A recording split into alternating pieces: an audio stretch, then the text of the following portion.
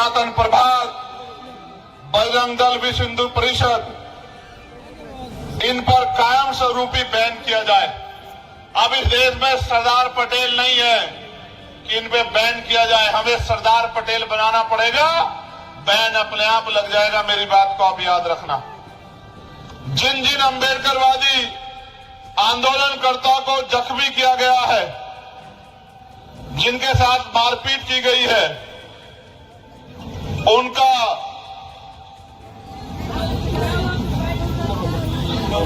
पुनर्वसन किया जाए।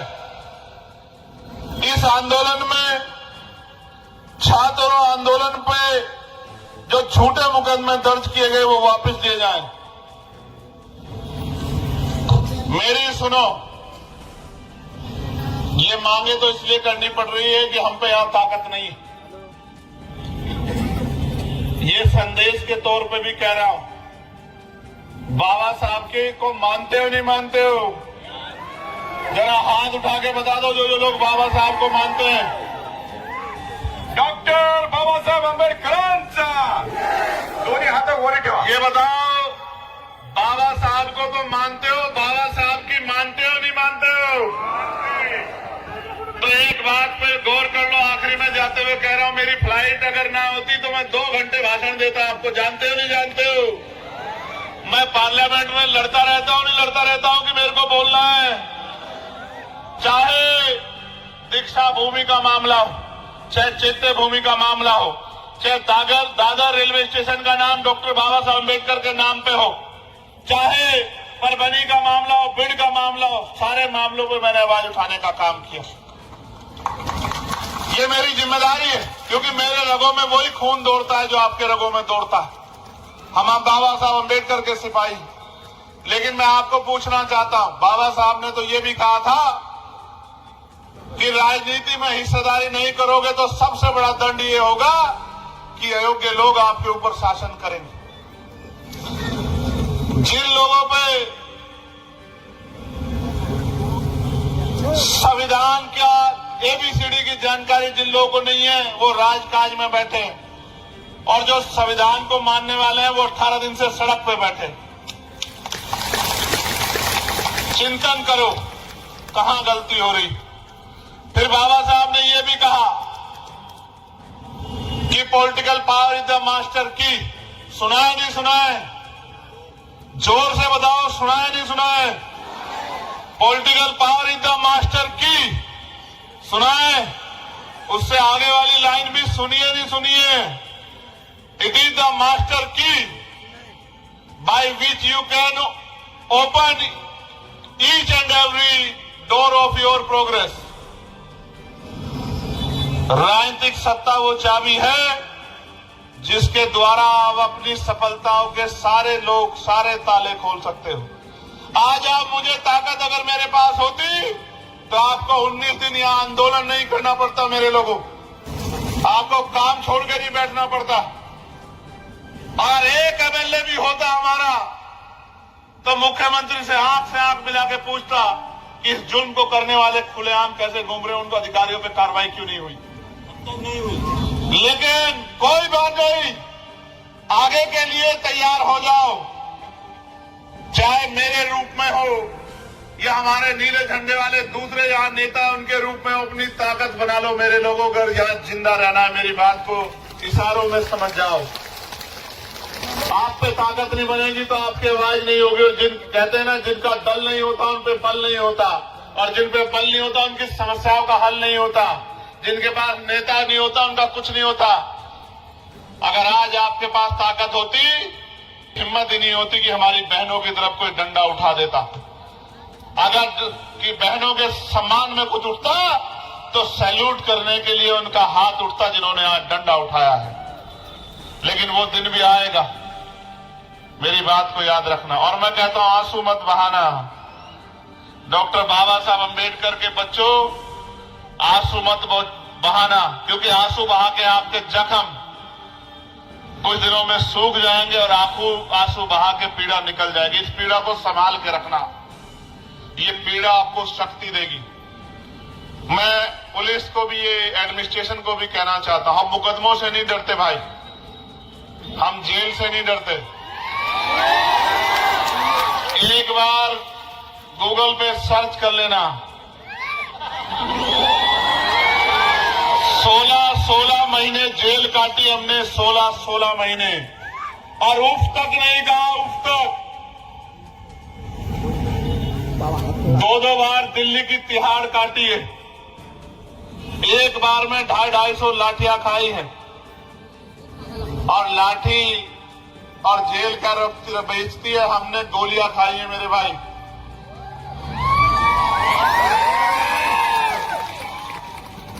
जब वर्दी वाले को देखते हैं तो भरोसा होता है कि ये है, तो आज तो वर्दी वालों को देख के डर लग रहा है हमारे लोगों को। क्या होना चाहिए था और आपने क्या बना दिया मेरे भाइयों। महसूस करके देखो, कल ये भी पढ़ लिख के आगे बढ़ेंगे, कल ये भी IAS IPS बनेंगे, डॉक्टर इंजीनियर बनेंगे, और इसी गुस्से को लेकर आगे बढ़ गए और कहीं आपको याद रख लिया।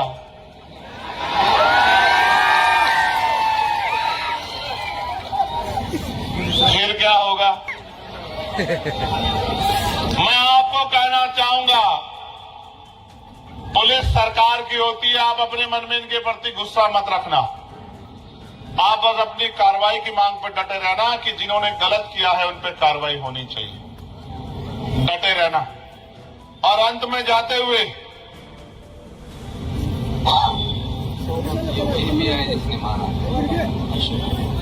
अशोक गौरबान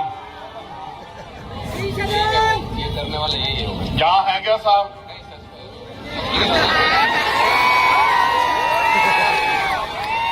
होते तो 2-4 मिनट बात हो जाती।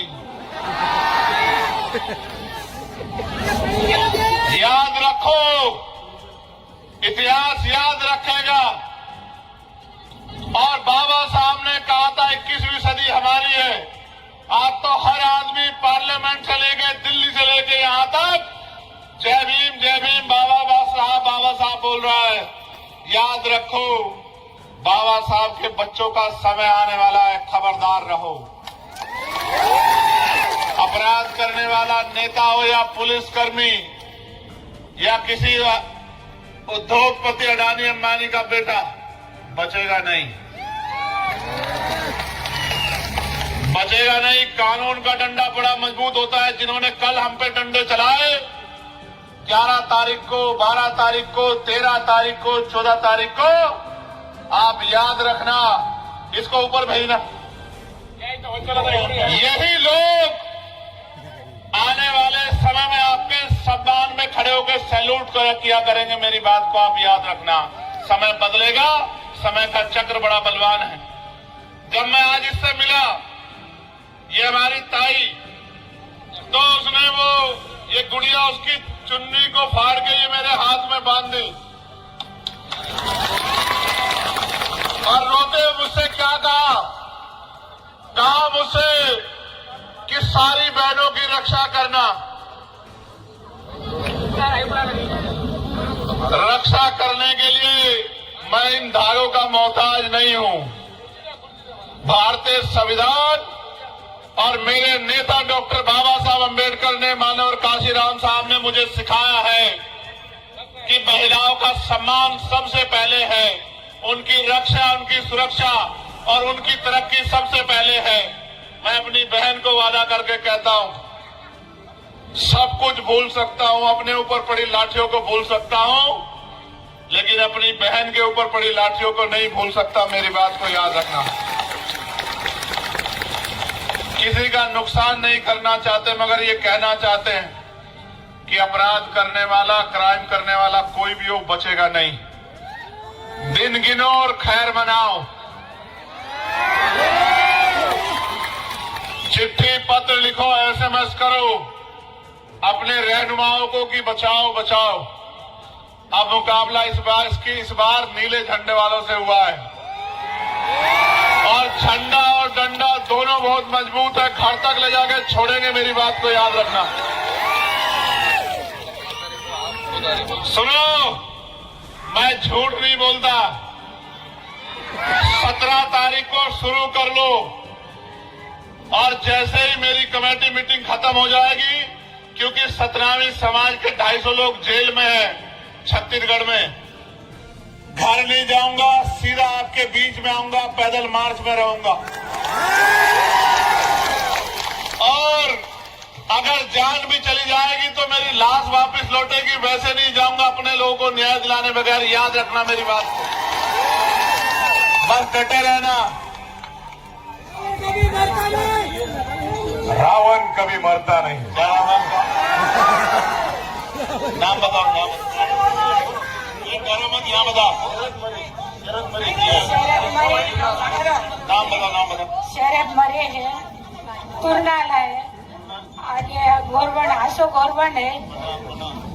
इथं जे या काय गाडेकर मॅडम आहेत, कोण आहे तर ह्या पण होत्या।